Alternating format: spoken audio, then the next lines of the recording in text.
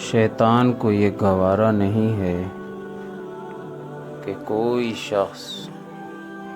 نماز پڑھے، پھر اگر کوئی شخص اس کی کوشش کو فیل کر دیتا ہے اور نماز پڑھنے ہی لگتا ہے تو شیطان نماز خراب کرنے کی کوشش کرتا ہے، رکوع سجدہ پورا نہیں کرنے دیتا، طرح طرح کے وسوسے، ادھر ادھر کے خیالات لاتا ہے۔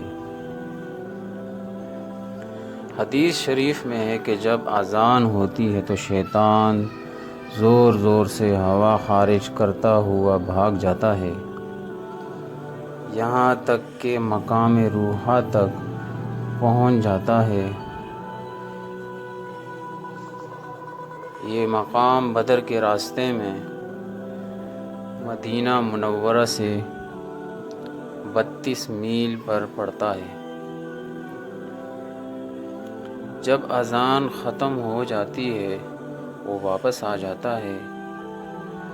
پھر جب تکبیر ہوتی ہے تو پھر بھاگ جاتا ہے، پھر جب نماز شروع ہوتی ہے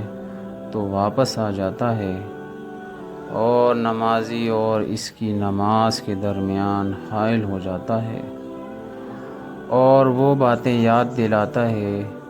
جو اس وقت نمازی کے خیال میں بھی نہیں ہوتی، یہاں تک کہ نمازی کو خیال تک نہیں رہتا کہ کتنی رکعتیں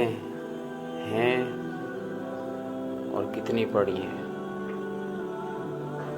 اللہ تعالی ہم سب کو بادب اور قبولیت والی نماز پڑھنے کی توفیق عطا فرمائے،